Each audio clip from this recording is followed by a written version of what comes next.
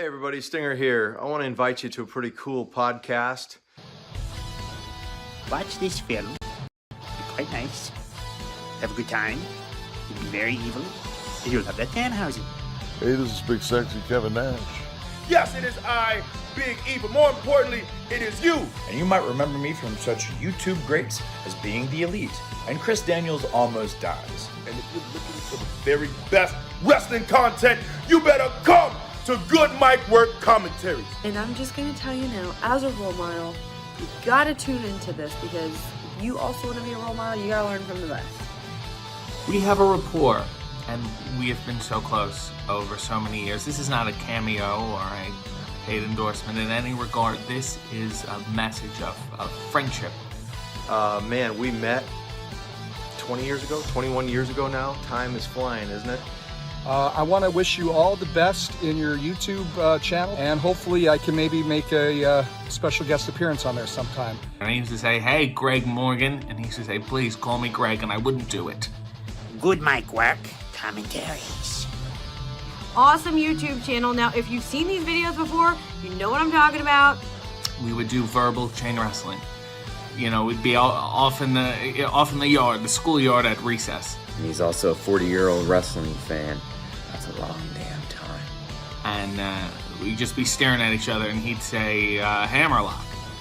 And I'd say, all right, I've reversed the hammerlock into a hammerlock of my own, then I put you in a headlock. And, you know, that would go on for hours.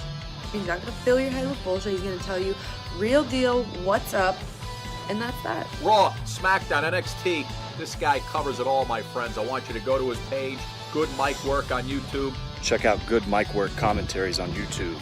But we would have fun. We would run around. There would be a wooden hoop we would hit with a stick, and it would go down a hill. I'm about to go and watch a few videos myself. It's a very practical apparatus. We're really lacking in the world right now with some people that have a freaking brain cells. And now look at him. He has more YouTube views and subscribers than I do, and I'm fine with it because I played such an integral role in his upbringing. Don't you dare be sour! We always talked about wrestling. He was a big Lou Thez guy, and of course I had an affectation for the Hackenschmidts. Clap for Good Mic Work Commentaries! This is RJ City, a wrestling rock on tour. And feel the Listen to the podcast, subscribe. You are watching Good Mic Work Commentaries. Good Mic Work Commentaries.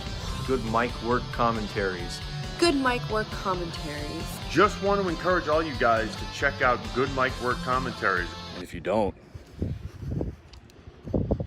we're going to have a problem. Do it! Do it. Do it now! Thanks a lot for the encomium and the nice words about my father's Hall of Fame induction. Hope our paths cross again sometime down the road. Would love to shake your hand again, and good luck on this podcast. And you don't just watch it one time. You can rewatch every single one of them.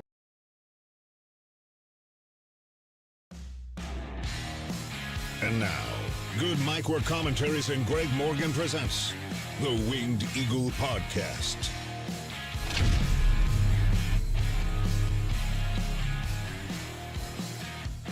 There was no way to avoid doing a Saturday Wingy this week because there is a lot to talk about and a lot to get into. Hope you guys are having a great day. Welcome back to another Saturday Winged Eagle Podcast.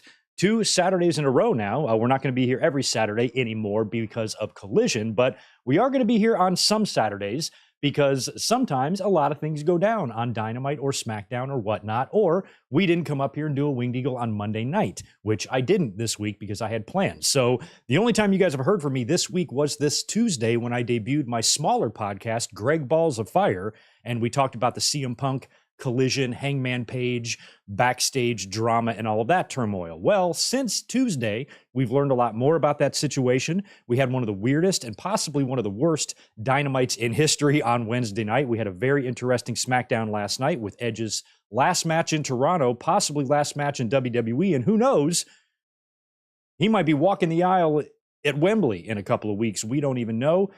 We had some big wrestling news this week as well involving Cash Wheeler. We've got some news on Sonny. We have some news on Lacey Evans. And we have wrestling results to get into. So I decided to come up here today and give you guys a nice, healthy 2-hour podcast before Collision goes live here tonight in just a little bit. We will also preview Collision. We will run through the AEW All-In 2023 card, and we will talk about whether or not this show is going to live up to the hype, because it is setting some records here in attendance. And I got to say, man, I am not enamored or overwhelmed with joy from this build, to be honest. I think it's been a little bit of a weak build leading up to the card, and I worry that AEW is going to be able to deliver a show worthy of 80,000 fans. 9 times out of 10, they come through on pay-per-views. I still think this show is going to be great, but we will discuss some of the potential issues with it and how, if one of us was booking, we might do things differently. So we will talk about the potential problems for AEW All In and how a lot of stuff like the Cash Wheeler situation and the CM Punk drama seems to be overshadowing fans actually talking about this show, this pay-per-view that's coming up in a couple of weeks. So we're going to get into a lot of stuff regarding WWE, AEW. I'm going to pitch my idea for Edge coming into AEW and working with Christian somehow. We're going to get into the Cash Wheeler stuff, and we're going to get into a lot today. So hopefully you guys are having a good one. The plan is for me to be up here the next 3 days. I have a watch-along plan for tomorrow. The link is already up. We're going to be watching some HLA, Unforgiven 2002. Big show there. Lots of cool matches on that card. Asked the members to kind of help me decide which watch-along to do this week. That one came up. I took a look at it, kind of remember it, thought it would be perfect, and we are going to be watching Unforgiven 2002 tomorrow night. Then on Monday, the plan is to be up here after Raw for another Winged Eagle to talk about that and anything else that we need to discuss, like tonight's Collision results and whatnot. However, as you guys know, I live in San Diego, California, and Hurricane Hillary is right out that window, expected to make landfall at my house tomorrow night. So that definitely could alter things. Let's hope for the best. Let's hope it's just some wind and rain and I don't really lose power or internet, but I have a feeling I'm going to lose something. We just might be able to squeeze in the watch along tomorrow night before it gets gnarly. I think some of the wind and rain is supposed to hit, but hopefully tomorrow night it will be no more than just a rainstorm happening. Maybe the heavier winds are going to be into Sunday night and into Monday morning, and hopefully a lot of it will blow out of here by Monday night before we do the Raw review. But I am a little bit worried about losing power, and I've already gotten emails from my internet provider telling me to expect interruptions with the storm hitting. Southern California does not know what to do about a hurricane. They don't even know what this thing is. I mean, I'm happy to see some people going to the store and making, making plans and buying supplies and things like that. But a hurricane has not hit here since like the 1800s. It's the first tropical storm watch or warning Southern California has ever had. I used to live on the beaches of North Carolina. I've been through 30 hurricanes. I've taken a few direct hits from category 3s or more. I know how to deal with these things. I've been through them before. Southern California does not. I think with us, based on the strength of the storm, it's going to make landfall as like a category 1 or a tropical storm. It's not going to blow anybody's roofs off or anything like that, but flooding is going to be a big issue, especially here in San Diego, especially in LA, and in a lot of the downtown areas. Where I'm at, I should be okay in terms of flooding. At least our YouTube studio is on the 2nd floor, so we'll remain dry. But the rest of the city could see some problems there, and I think the only real issue that I'm going to have personally is the flooding and potential loss of power and internet. I don't think we're going to have any heavy damage here. No windows are going to be broken. Tree branches are going to come down, but I don't think trees are going to be falling down. A tropical storm or a Cat 1 isn't going to be enough to level a town, but it is going to dump a shitload of rain on the city here and all of Southern California, probably causing, some landslides, some mudslides, lots of flooding. It's going to hit the desert and completely wipe them out. It's going to go up through Vegas, dump a bunch of rain on them.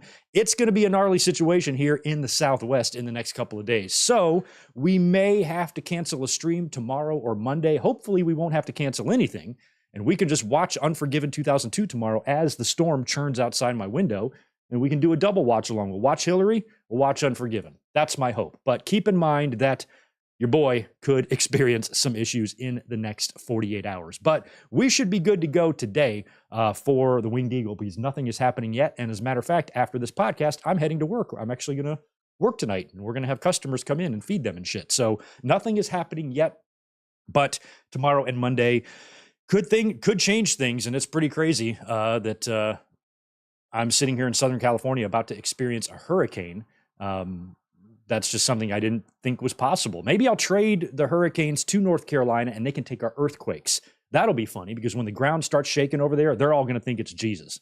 So that might be pretty fun to watch. So maybe we can just send some earthquakes their way since they seem to be giving us some hurricanes. But stay tuned to my social media and the Twitters and all that stuff for your updates in case I have anything to tell you guys.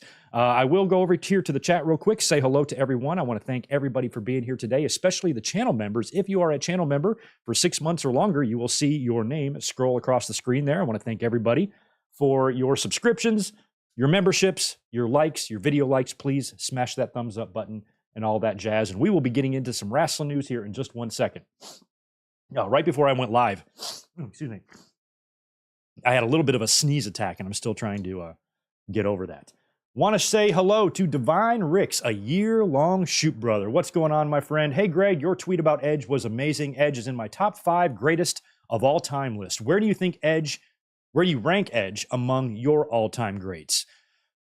You know, I don't know my all-time greats. I'm a very, very big fan of Edge personally. I really, really liked his career. I don't even know if I'd put him in my top 10 favorite wrestlers of all time because I've been watching wrestling so long, and that encompasses a lot of talent and a lot of wrestlers. And Edge is a guy that I just really, really, really admire. I've always loved his career, and I'll talk more about that here in a minute, and always just appreciated his career. And I thought his retirement in 2011 was so heartbreaking, but that return in 2020, right before the pandemic, was one of the most emotionally satisfying wrestling moments I've ever experienced as a fan. I mean, it was really awesome. And I just appreciated Edge, his work, what he gave us, his career, thought he had a great run, and appreciated it. But in terms of where he ranks all time, I don't know, man. He might crack my personal top 10, but in terms of all time, I'd probably maybe in all time WWE greats and champions. There's an argument to be in the top 20 for sure, but I'm not sure where I would stick him specifically. That's all, Divine. But hats off to an amazing career for Edge. If this is in fact going to be the end, he does seem like he thinks it's going to be his last match in Toronto, and we will be talking a lot about Edge here in just a minute. We're probably going to open up with Edge, and then we're going to get into the Cash Wheeler stuff and wrestling news, and then we will circle back, talk a little bit about Dynamite and last night's SmackDown, and then we will probably just preview the All-In card and what's on tap for tonight's Collision. That's going to kind of be on the menu, but we got a lot of wrestling news to get into, and I think wrestling news is going to dominate this here podcast, if you know what I'm saying. Tatanani, good to see you as well. Isaac is in the house. So is Zach Palgett, JJ Leg. We have Ian Dunn trying to knock out all the channel members here, along with Ben Espinoza is in the house. Chaz Medeiros, David Brown, Big J, Joe Brill. We got Flying Knee Bar. We have Sonic Plays. Shell Shock's in the house. Nicola, Surge, Best of the Best, Sonic Plays. Oh, I got you already. Jose Lopez, We Are Pro Wrestling. What's up, my friend? Jamie Edwards, anybody else chiming in this afternoon? Thank you so much. Be sure you subscribe and smash that thumbs up button. We are on the road to 40,000 subscribers. Should be there pretty soon, but I need you guys to keep subscribing. Take some time after this podcast, create 30 accounts, send them to your friends, and have all them subscribe too. You guys know what to do. You know what to do. Thanks again, everyone, for being here. Good to see some of those Good Mic Work year-long badges showing up. I am in the process of updating some of the member stuff right now. Got a new video. I know I've been promising this for a while. Updating the tiers, simplifying some things now that we've been doing this for a year, and trying to add as many perks as possible for all of my great family members. And thank you guys for really helping out with some of these watch-along decisions because you guys always have really, really good suggestions. Let's start with some wrestling news. By the way, let me say hello to Zach Palgett real quick. Thank you so much, my friend. Member for an entire year. Yeah, we started the memberships last August, so it's been a year now, and well over half of you have been with me the whole time, so that's awesome. We still aren't quite to 100 members yet, but we're close.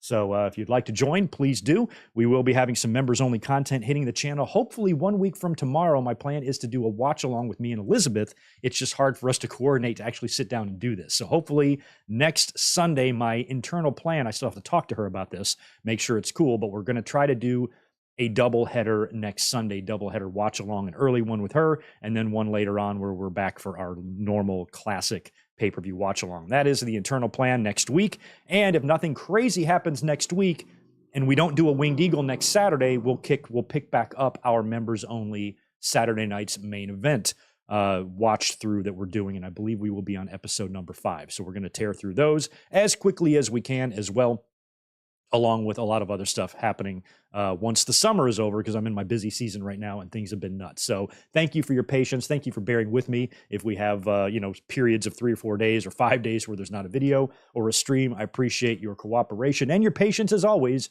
But we are here now. I got a lot of messages yesterday about the Cash Wheeler stuff. Are you going to come up and do a video about it? Blah, blah, blah. But I already had this stream scheduled, so the only opportunity I was really going to have to come up here and talk about Cash and everything else was going to be today. But I think we need to start with Cash's friend, Adam Copeland, Edge, who possibly wrapped up his career with WWE last night on SmackDown. Now, later on, we are going to go through a few more of the results of SmackDown, but I wanted to open up with Edge here because of what's going on with him. Now, it has been reported and was being reported over the past couple of weeks that Edge's last contracted match is going to be on SmackDown. And of course, he is facing Sheamus. That was set up last week.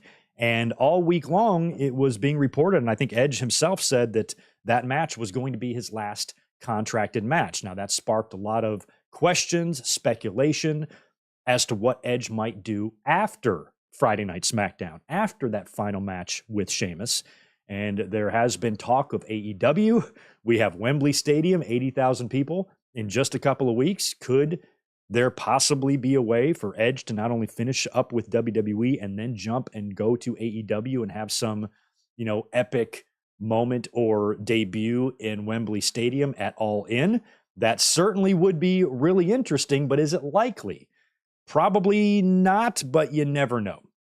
I thought Edge's 25-year celebration last night was really well done. WWE took great care of him.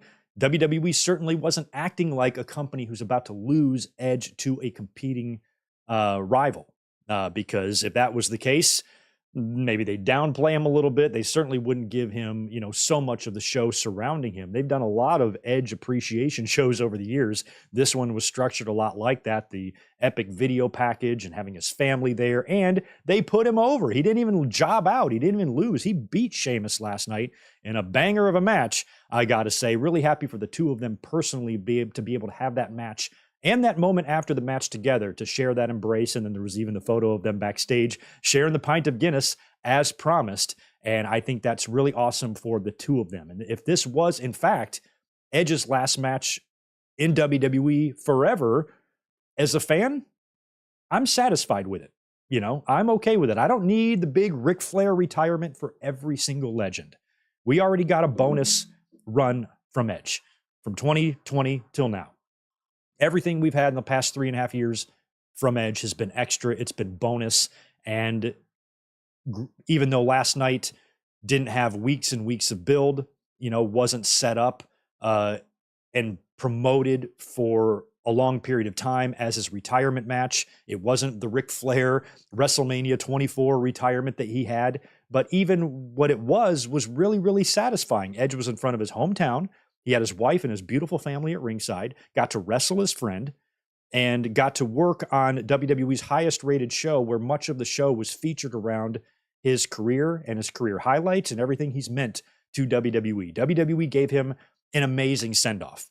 And this doesn't, to me, seem like a guy that's going to immediately go and say, okay, peace, I'm going to go work for the company that's competing with you. It seems like this could leave the door open for Edge to come back and maybe have one final match in the company, maybe at WrestleMania. Christian was photographed a couple of weeks ago, meeting with Nicholas's dad, WWE official at some restaurant. Something's going on there. We know that too. We know that Edge has expressed interest in working with Christian as an opponent or a partner one more time before he retires. We know AEW had interest in bringing Edge in before he even returned to the ring. I think this was back in 2019.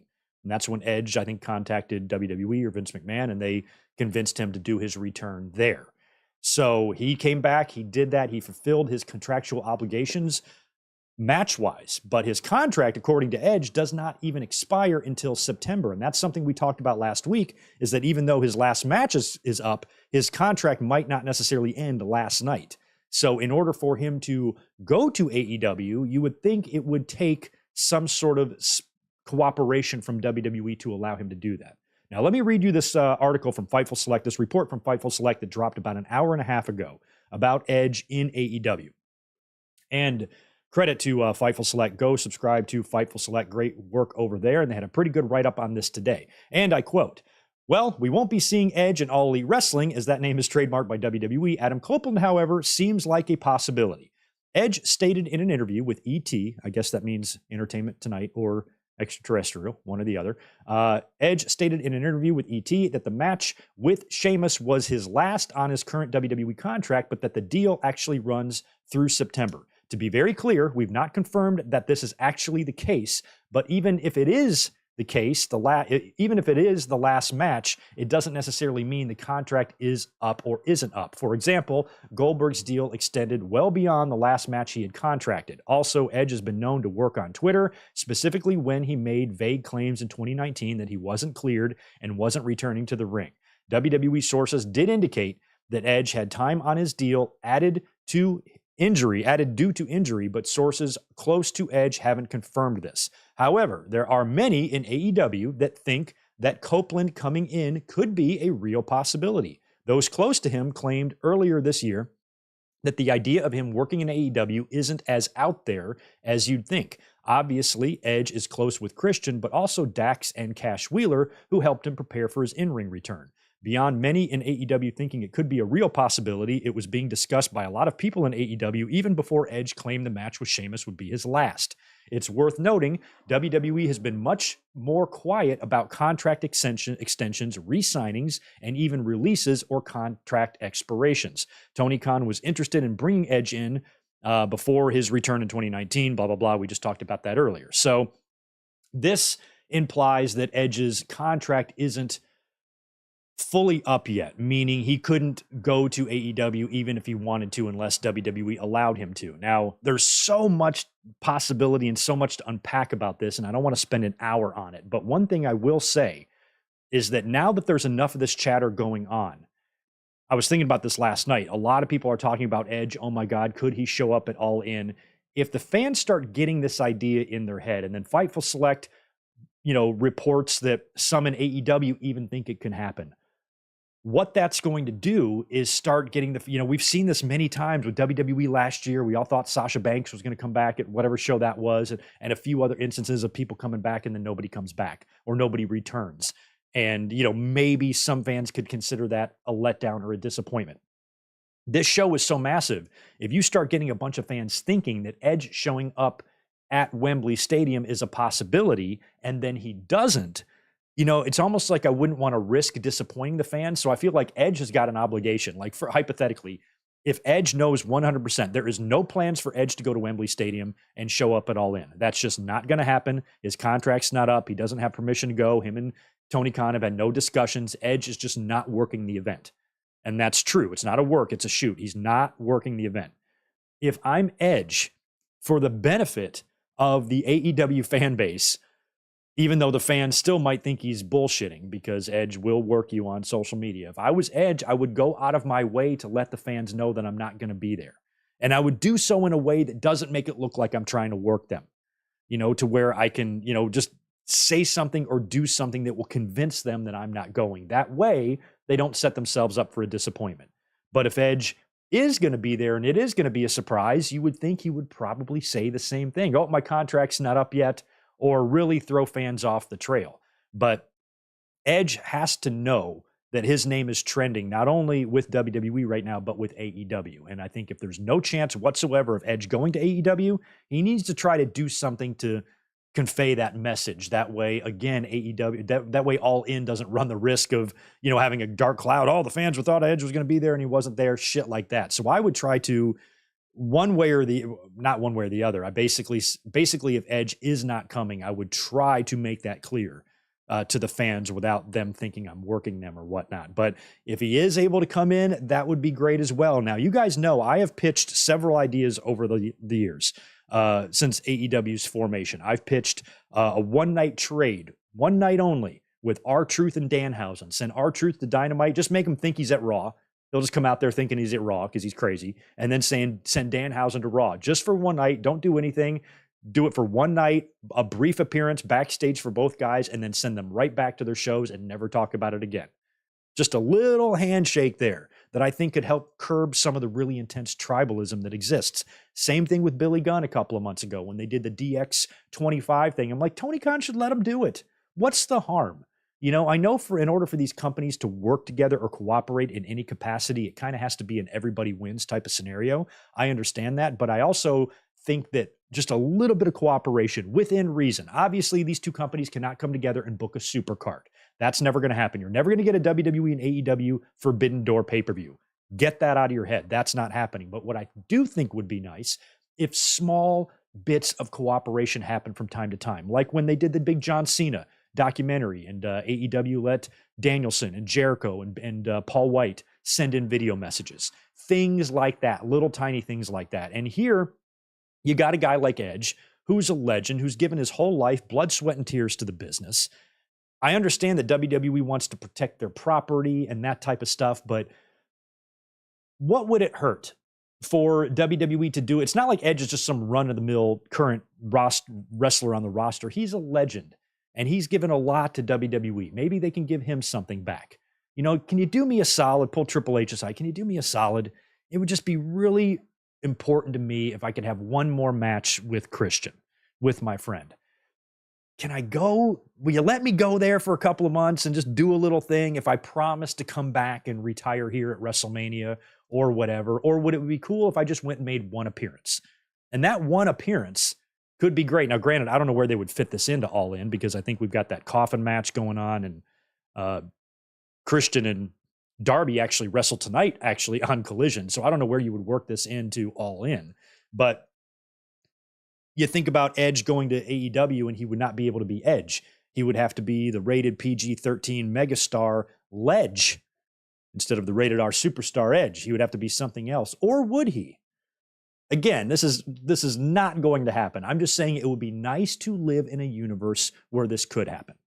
To where Edge could just say, look, I can go to AEW for one match. I'll show up at Wembley. I'll blow the roof off the place. And I'll have a tag team match or something with Christian, and I'll win. Why don't you let me take my name and my music there just for one night? It's got to be a situation where everybody benefits, right? Well, WWE would benefit from sending their talent to another promotion to beat some of their stars. And if Tony Khan's like, well, if I brought Edge back in and teamed him up with Christian or something, and the two of them beat a tag team, that would be great. You would have the moment for the fans and all of that. Edge could get his closure there. Him and Christian could share and embrace, and then you could send him right back to WWE. But let him show up in Wembley with On This Day, or have him come out to the Rob Zombie theme or something. Tony Khan will pony up for some songs. We know that. But the name thing is going to be tough. For him to come in and make an appearance, oh my God, it's Adam Copeland. It's not going to have the same, effect. So it would just be nice if we lived in a world where something like this was possible. It's not outlandish. It's not asking for anything unreasonable. It's not like we're saying, let Seth Rollins go and stomp and beat MJF in 5 seconds. We're not saying that. Just have Edge go make an appearance, do something with Christian, give the fans a thrill, and allow Edge to maybe use his music or use his name or use both or something. It would just be nice if something like that could happen.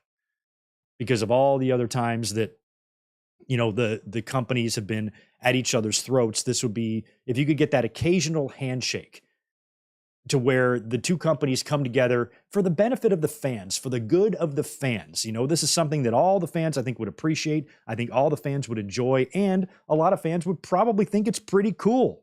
to see this. We've already seen some pretty surreal things in wrestling over the past couple of years, especially Cody bringing that AEW act into WWE. And and CM Punk going to AEW, with Cult of Personality intact. We saw Christian going to TNA a few years back when they needed Flair for the Four Horsemen Hall of Fame. We've seen some instances of cooperation with wrestling companies before. And for Edge, somebody like him, it's not like he's going to go to AEW and sign a 3-year deal and be booked in programs and be back, wrestling full time again. He's 50 years old. Anything Edge does at this point is going to be an attraction or a special match or something like that. And I think WWE should show Edge enough respect to where if he did request something like this, even if they couldn't do it, maybe at least think about it. Triple H is like, look, Edge, I would love to help you out, but we just can't let you go there with Edge, with the Edge name and intellectual property and take that song and take your whole gimmick and persona there. We just can't let you do that. Plus there would have to be a phone call between Triple H and Tony Khan to work all this out, or and Tony Khan and somebody, to work all this out. There would have to be a lot of details to work out, a lot of red tape, a lot of conditions, things like that, which I know is why it's impossible and it's not going to happen, but it would be cool if it did. And you would think that if any of this is a possibility, for example, if Edge coming into AEW and showing up at All In is a real possibility, then would WWE have treated Edge like the superstar legend that he was last night? I would think that if they were okay with him going to AEW, it's pretty awesome that they also put him over last night, had him beat Sheamus and gave him this amazing main event send-off right there in his hometown. And they're going to let him walk right out the door and go to AEW. Maybe it's a Sasha Banks type of thing. Goodbye for now, but we know we're going to see you again. Sasha Banks is going to have a match at WrestleMania 40 next year. I'm convinced of it. So I think with Edge could be the same thing. Maybe they know, okay, peace, see you later. Go do what you need to do to wrap up and give yourself closure on your career. Just promise you come back home where you belong and you have your final send-off, whatever that is, here. Hell, maybe you can make an argument for Edge to be a 2-time Hall of Famer. Has he done enough in his 3.5-year return to warrant a Hall of Fame run? Probably not. 3.5 years is pretty short. But hell, he was able to have a whole nother run, main event of WrestleMania, win a Royal Rumble. I just don't think he won any championships, right? So, and he started a faction, turned heel, turned babyface, won a Hell in a Cell match at WrestleMania. He's done a lot in his 3.5 years, but still, I don't know what the right answer here is with Edge. I just think it would be awesome if he showed up in AEW. And for me, it's more of an all-in thing. It would be awesome if Edge showed up in AEW regardless, if he showed up there to do something with Christian or whatever. But All In would just be so epic, him showing up there in front of that audience, because as we're going to talk about here in a minute, I feel like All In needs some stuff. All In needs some big moments or some big returns or big surprises or something, just to bring this card up a little bit, because right now it's been a little bit on the underwhelming side, and we'll talk about that here in just a bit. But anyway, regardless of what Edge's future is, regardless of what he does after this, as he said in his post-match promo last night after the show went off the air, he doesn't know what the future holds. He has to go home and talk to his wife. He has to think about everything. This implies that we have not seen Edge wrestle for the final time. I think it's very likely we see him do something again somewhere. And when he says he needs to go home and think about things, that might mean I need to go home and wait out my contract. And then when it's over, he can appear in AEW and do something over there. Maybe it is going to be a deal where it's going to have to be after All In and All Out. Maybe it's going to have to be later on this year is when he's going to come in. Christian is walking around with that TNT championship right now. Darby does get a title shot at All Out against Luchasaurus, but if Lucha survives that, maybe Edge can play into how he drops that title, since Christian is the one walking around bragging with that thing. Maybe that's something that's just saved for later. But I just think it would be really cool if Edge has his final match on SmackDown, and then 12 days later, he's wrestling for the competition. I think that would be kind of cool to see that happen, but we will see. The Fightful Select report implies that some talent thinks it's possible, but then again, if his contract isn't up until the end of September, he wouldn't be able to appear in AEW unless he got some sort of cooperation or favor from WWE. And a legend to the level of Edge, I think some guys should get special treatment. Chris Jericho, another thing I just remembered, was allowed to do Broken Skull sessions, shit like that. You know what I mean? That's why I think having Edge make an appearance for AEW with the understanding that he's probably going to go back to WWE when it's all over is a level of cooperation and understanding for the two companies that I think would really just benefit the fans more than anything else. And that's what it all comes down to. When I want to see these companies periodically from time to time within reason and on special occasions come together for minor working agreements where everybody wins and benefits the fans. And like I said, it might even help with some of that tribal nonsense that we see so much of on the online side of wrestling fans, something like that. Although nothing's ever going to stop that. Tribalism dominates everything online. But that is the latest with Edge. Hell of a match last night with Sheamus. Very enjoyable, very entertaining, great victory, and amazing moment for Edge, for Sheamus, for the fans, for his family. Best of luck to Adam Copeland. Before we get into Cash Wheeler, let me just cruise over here to the chat, see what's going on. Nothing is going on. Good. Okay, I haven't missed too much. WWE doesn't own Rated R Superstar, so he could just come in as the Rated R Superstar. Maybe they never call him Edge. Maybe they change his name up somehow or whatever. But, Edge has got such a unique name. It's going to be hard to kind of give him a different one that's still going to, like how they made Bubba Ray, Bully Ray, things like that. He doesn't really, unless they made him put an L in front of it, made him Ledge. That's the only thing I can think of to do. Or if you just, maybe he's E period GE. I don't know. I don't know what you do. Like, who's the guy I'm trying to think of? EC3, if you did something like that with Edge's name, but I don't know what you'd do. So I think it would just be best if WWE just kind of allowed this to happen. All right, it's cool. Tony Khan's going to have to give us something back or whatever. We're going to have to need some compensation, but okay, you can take the name, you can take the song for one night or for 3 months or whatever Edge wants to do there. It might just be something simple like that. Triple H, before I retire, I'd like to go down there and just work with Christian for a little bit. Can I do that? Can I have my name and my music? I would consider it a personal favor. I'm going to go down there, work the program, and I will come back here and work the Royal Rumble and wrap up my business with the company at WrestleMania. Will you let me do that, please?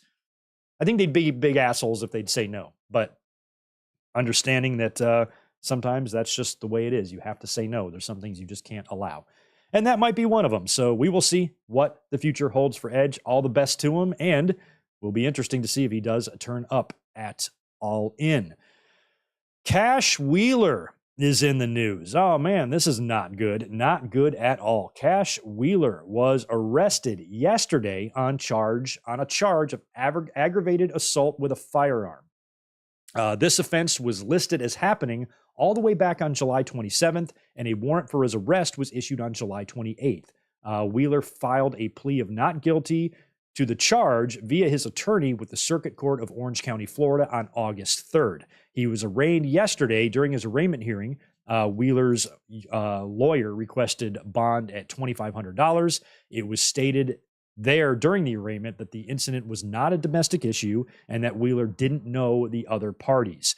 The entire video of the arraignment is online. You can find that online to see the whole thing. And the entire incident report is also available online from the police officer. Now, I'm not going to read the whole thing. You can find it and read it yourself, but it does detail what happened. And the gist of it is there was some sort of a road rage incident with Wheeler and this other party or the victim, and where Cash Wheeler flashed his gun at the guy through the window or something like that. So this scared the victim. He got the license plate. He tried to get out of the way of Cash's truck. Cash appeared to be the aggressor, at least according to the police report. And Cash flashed his handgun at the guy and got his license number, and they issued an arrest for Cash Wheeler. Now, what's interesting is how far back this happened. So I'm curious if AEW knew about the charge or not, if he was upfront with them right away and said, hey, this happened, or if they just found out about it now. We don't really know. Now, AEW did release a statement on this yesterday, and I quote, AEW has been made aware of the charge, and we are closely monitoring the situation. Wheeler is fully cooperating with local authorities. So this is basically their version of WWE's statement every time one of their wrestlers gets in trouble, like we've seen with the Usos and their multiple DUIs. And WWE also always releases a very bland, generic statement that says our stars are responsible for their own actions. And that's really no different here with Cash Wheeler. Now, this is an embarrassing situation, and it sucks. Luckily, he was not asked to turn in his passport, so there's no travel restrictions on him, because that could have been a big problem. FTR and the Young Bucks are one of the marquee matches on All In. So if they had to pull that because of this, that would have been bad. But luckily, it doesn't look like that's going to be the case. The match is going to go off just fine, and not really sure if AEW knew about this or not. If they didn't, that was a pretty shitty thing for Cash to do. But I would have a feeling, knowing Cash Wheeler, Dax, these guys, when you're tag team partners the way these guys are, you have a responsibility to one another too. And if Wheeler got in trouble here, there's no way he would be able to hide this from his employer. So hopefully he was upfront about everything right from the start. Now, in terms of what he did, was it stupid? Yes. Incredibly fucking stupid. Maybe he was just having a bad day. He was in a fit of rage. It was traffic. Maybe he was frustrated about something else. Everybody can have a bad day, right? And sometimes you get a little angrier than you're expecting. Some people hit stuff. Some people punch holes in the wall, kick stuff, slam doors, whatever. If you just get overly frustrated, people do that. Maybe this is what happened to him. He got pissed off, he got cut off or whatever, and it made him mad, and he just lost his temper and went a little bit overboard there. And it seems like, based on his body language in his arraignment, that is the face of a man that had instant regret. He just did not look, he looked very remorseful, very regretful. He seems like he's the type of guy that probably regretted that the minute it happened and was like, oh, fuck. And he probably hates himself for it because he's had no prior record. It's not like this is a repeat offense. This is a very, very stupid offense. But everybody, we've all done stupid shit. And hopefully you learn from those stupid mistakes. It's the people who don't learn from their stupid mistakes that you have to worry about. Your Sonnies, your Jay and Jimmy Usos with the multiple DUIs, or any other instances we've had of drug abuse, DUIs, run-ins with the law. He's not Teddy Hart. He's not Tammy Sitch. He's not even an Uso. He's just a guy who apparently let his good old boy come out for a couple of seconds. And while that's not good, while that's very embarrassing, and I think he should just have to face the consequences of whatever comes here, which probably isn't going to be much since he has no record, as long as he fesses up, owns up, accepts the consequences, moves on, and doesn't have any more issues, I have no problem chalking this up to someone making a stupid mistake and who's learned from it. That is what it's all about, learning from it. 2 months from now, if the same exact thing happens, then we have a problem. 2 months after that, if he whips his gun out again at somebody else, then we have a problem. If he beats somebody up in a CVS drugstore, then we have a problem. If he's a repeat offender of temper or anger problems or anything like that, then obviously this needs to be dealt with. He needs to be punished, suspended, whatever, and be held accountable. But these aren't regular things for him. From all accounts, everybody that works with him thinks that Cash is a great dude. From what I've understood, people like Cash a lot more than they like Dax. I've never heard anything but good things about Cash Wheeler. So when you think about all of the trouble that so many wrestlers have gotten themselves in throughout the years, dating all the way back to the cocaine days of the 1980s and the run-ins with the laws and the boulders through McDonald's windows, and killing your girlfriend in the bathroom and all these other terrible things that wrestlers have done in the 80s and the 90s and even into modern times now. What Cash did here is something that's honestly stupid, but at the end of the day, pretty minor. And something that he's probably going to learn from, because they've instructed him to surrender all of his weapons. Any guns and weapons that are registered to him, he had to turn those over within 12 hours. He's going to have probably some light probation here.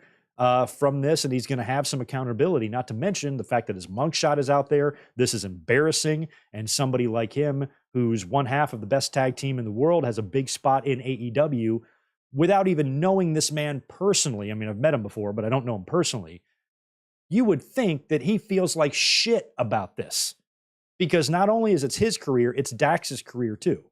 And he didn't seem like a guy at that arraignment when you watched the video. He didn't seem like somebody who was defiant, that felt like he was the one who was victimized. And he had every right to pull out his fucking Glock on this guy. He had the body language of someone who was remorseful.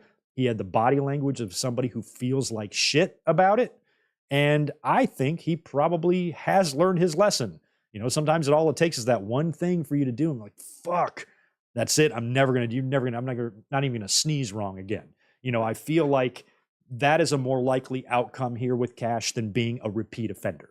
You know, because Cash now has a crossroads. He can either keep going down this road and have more problems, or this can be a one-time incident and you never hear about it again. If I'm a betting man, I'm of the belief it's a one-time incident. Because you can tell when people have problems. You can tell when people have issues. I will never trust Jeff Hardy, ever. I don't trust him right now. He can be clean for 5 years and I'm still not going to trust it, because he has had so many chances.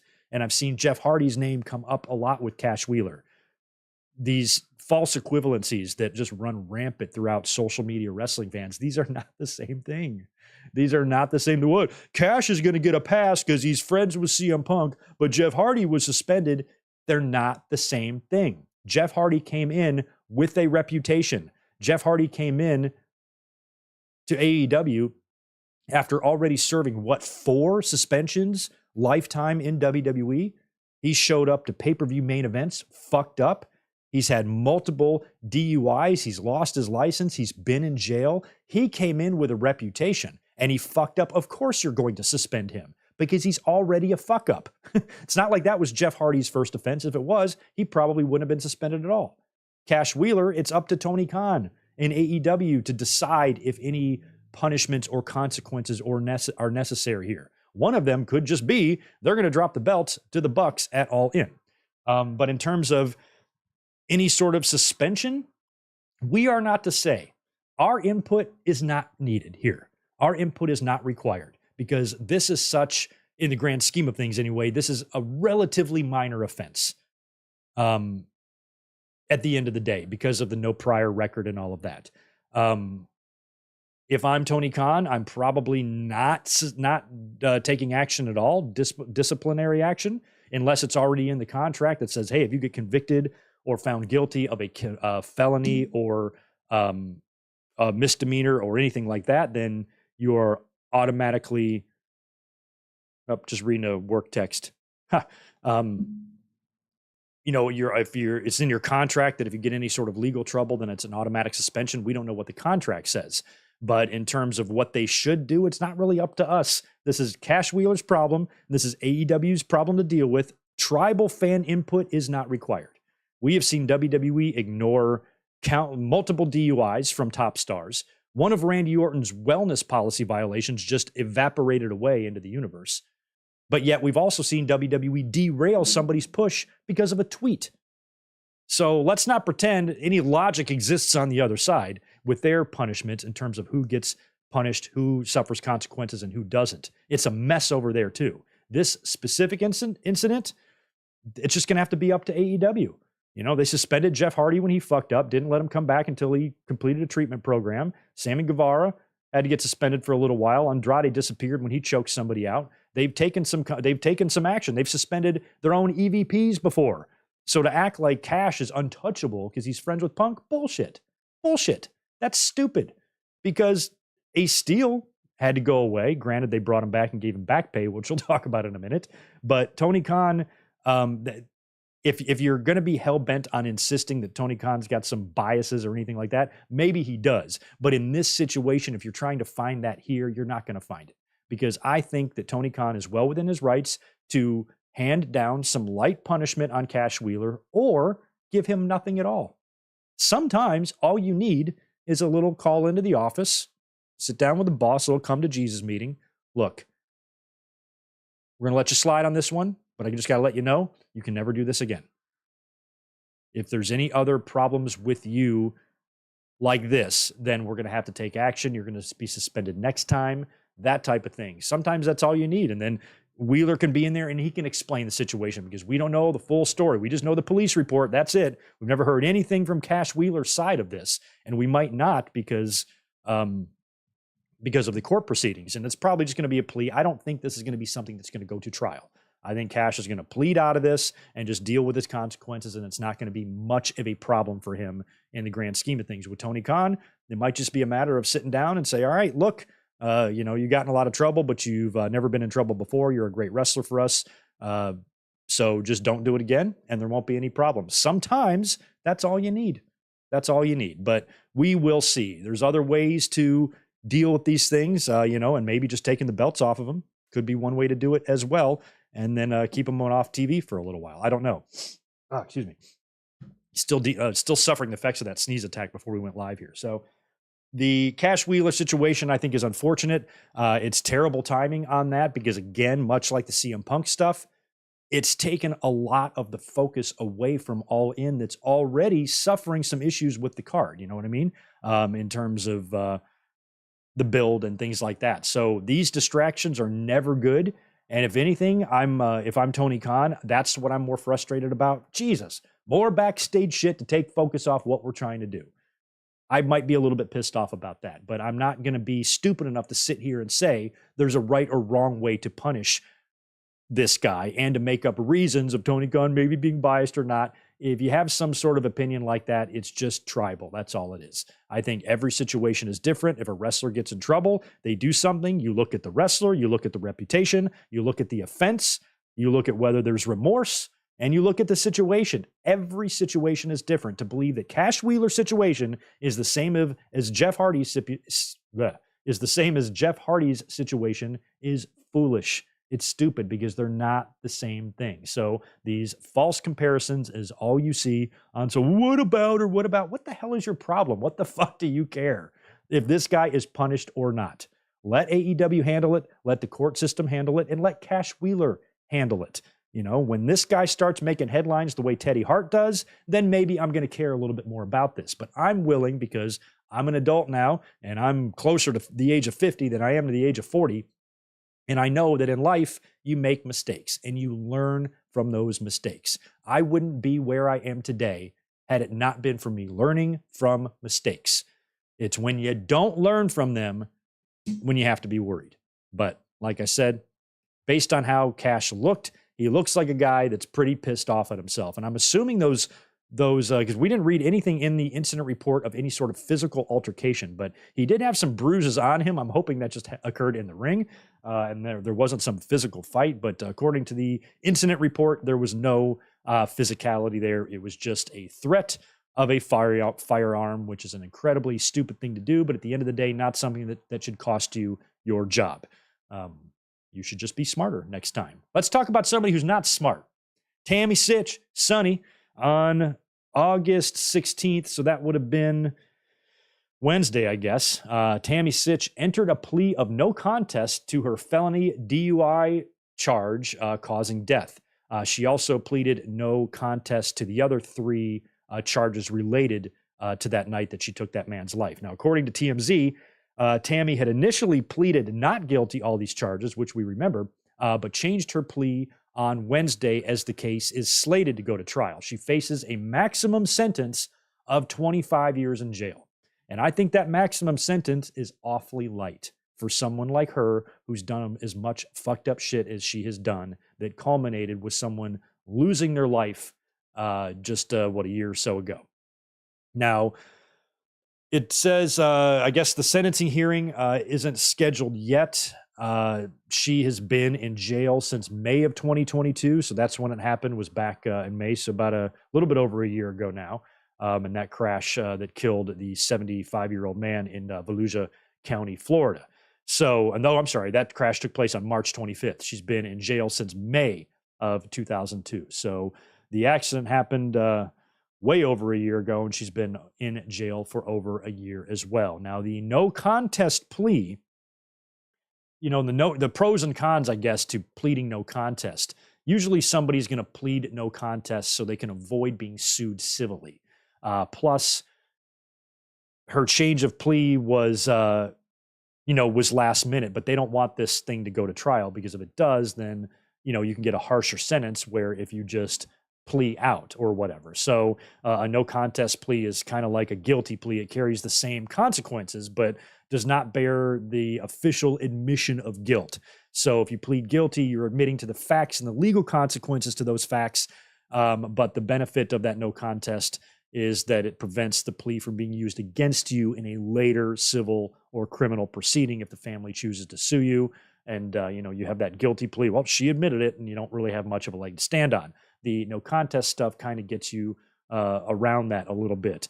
And plus, like I said, avoiding the potential risks from a trial, because if you go to trial, then you have all of the uncertainties about a unpredictable juror, or maybe even an unpredictable jury, or a harsher sentence, with a judge who just does not like everything he or she is hearing and winds up throwing the book at you hard. So this is probably Tammy's way of understanding that there's no way out of this for her.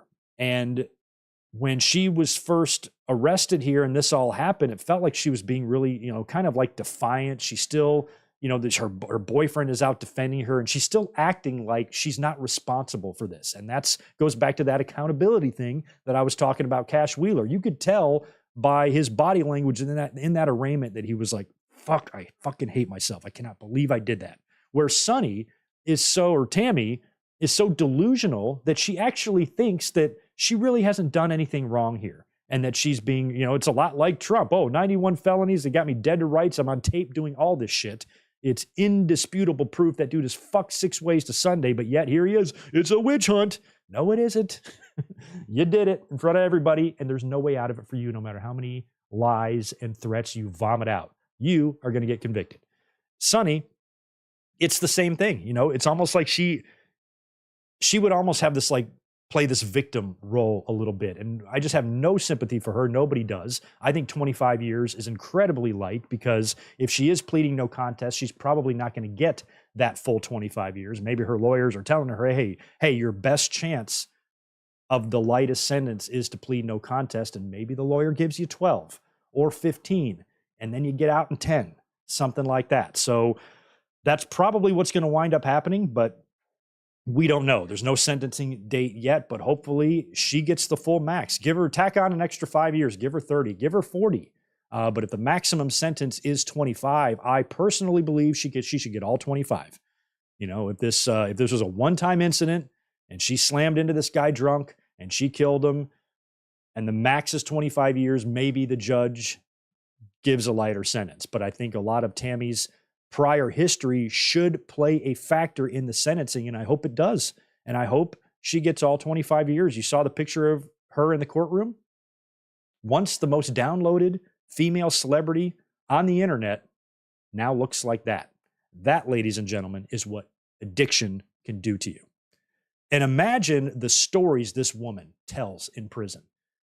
She's such a fucking ham as it is. Imagine her sitting around a table bragging about all the disgusting shit she did, the nasty wrestlers she fucked, the drugs she snorted off cocks, every disgusting, gross, horrible thing that she did, probably bragging about the men she slept with or the men she fucked over, or probably talking about her charges, in a way that does not convey any sort of remorse whatsoever. She's probably a shit talker. If there is any drugs in the prison that are available, she's probably sniffed them out. She doesn't look like a person who wants to be rehabilitated.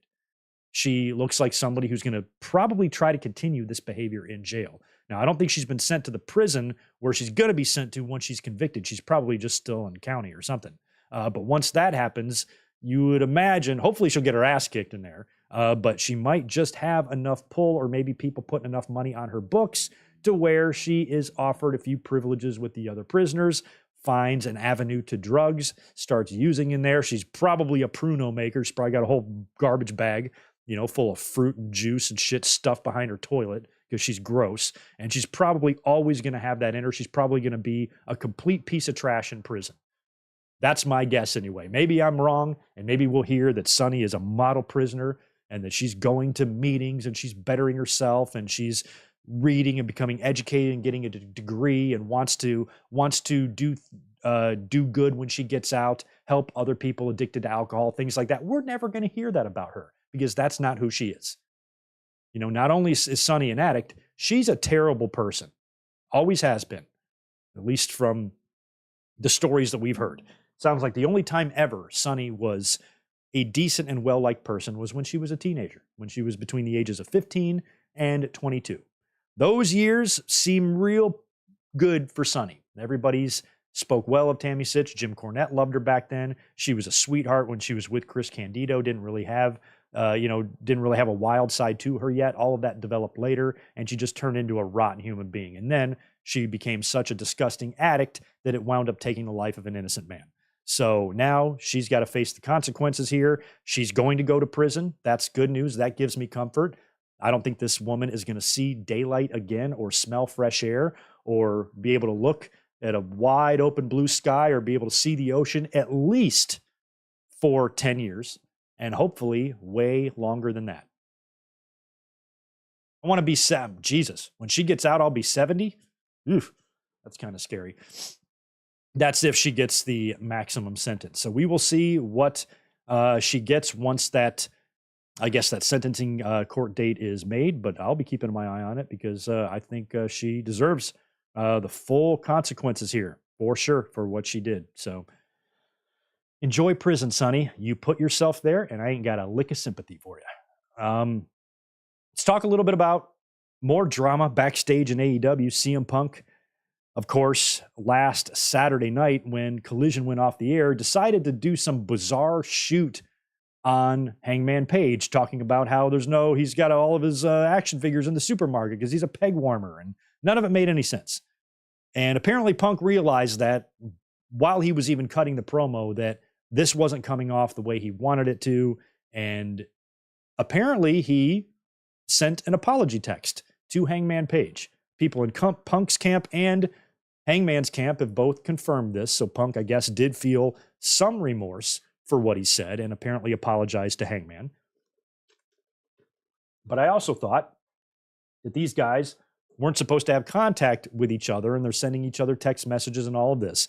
And this was all combined with the reports of Christopher Daniels being told to leave and Hangman Page showing up to do a pre-tape but then being told it was somewhere else. Some of the details of this have been made clear this week. The Hangman Page stuff had nothing to do with CM Punk, but you can't really fault the fans or anybody for thinking that it did when you hear what Punk said and then you hear that Hangman Page was sent away. The two were not related at all, so Punk didn't have anything to do with Hangman Page being sent away. He also didn't have anything to do with whatever happened with Matt Hardy a couple of weeks ago where he was told he wasn't needed. But he did have something to do, apparently, with Christopher Daniels not being there, which is what I said on Tuesday is kind of crazy since this guy is head of talent relations. This is going to have to be something Punk just gets over. But word is, it's been reported all week around various sites and sources that he does have some vetoing power backstage. And that's what we talked about and speculated on Tuesday during the podcast. We said, or I was saying, does this guy really have the power to decide and dictate who works on what show and who's allowed backstage and who can eat catering? You know, the Ryan Nemeth stuff. And, you know, it was really kind of disturbing that Punk has these issues backstage and he can actually affect whether or not someone is present backstage. And I voiced my issues with that. But apparently some of these cases Punk had nothing to do with, and a couple of them he did. Now, Ace Steel is another weird situation here because part of the reason why Punk didn't want Christopher Daniels there, it was because Daniels was involved in the pull-apart, and he felt like that was unfair. If Ace Steel can't be there, Daniels shouldn't be there. And apparently CM Punk worked out some details for Ace Steel in his return. Now, Fightful Select had a report on this, I believe, yesterday about Ace Steel being technically back with AEW. He was brought back to the company ahead of AEW Collision and is on the payroll, but he won't be in the buildings and hasn't been there. Sources confirmed in May to Fightful that due to the brawl-out situation, he was told that he was considered an insurance risk and wouldn't be permitted to attend the shows. After months out of the fold, we've learned that Steele met with Tony Khan in recent months and spoke about wrestling. Ultimately, it was decided that he could return to AEW in some capacity while not being on the road and would be permitted to seek work outside AEW as well. The word was that his deal is up in the fall of 2024, so about another year from now. Steele supposedly confers a lot on a lot of things and having periodic conversations with Tony Khan and suggesting things for CM Punk specifically. It was also suggested that he received back pay for the time that he was out. Now, how much are you paying this guy to talk on the phone to you? You know, he's considered an insurance risk and wouldn't be permitted to the shows, but they're still allowing him to be employed, paying him back pay. But what exactly is he doing other than maybe flying in for a private meeting with Tony Khan or doing a Zoom or working remotely or texting or phone calls or whatever? How valuable can this Ace Steel information be that you're willing to keep him on the payroll for phone calls? And I wonder if, you know, CM Punk coming back had something to do with this. Punk might have been, look, I'm not coming back unless you make this right with Ace Steel. Now, we still don't really know the true nature of what went on at Brawl Out, but apparently he did bite someone, and that's why he's in a little bit deeper shit than everybody else. But Punk seems to think that it was completely unfair. And the biting might have just been in the heat of the moment or a misunderstanding or whatever went on there. But biting did happen, and that's why we haven't seen Ace Steel. But maybe CM Punk told Tony Khan, I ain't coming back unless you make it right with Ace Steel. I don't know. We've heard stories of the night that CM Punk came back to Collision, Tony Khan going apeshit, jumping up and down at Gorilla, CM Punk, CM Punk. So, you know, if Punk held his feet to the fire or twisted Tony Khan's arm or strong-armed him or not bribed, what's the word, blackmailed Tony Khan into making things right with Ace Steel, you'd think that Tony Khan would be a little bit less excited that CM Punk was back, but he doesn't seem to be. So that whole situation is weird. Ace Steel is back with the company in some capacity, just conferring with Tony Khan and consulting with them from time to time, and he received all of his back pay from his suspension. So that is interesting too. Excuse me 1 second, okay?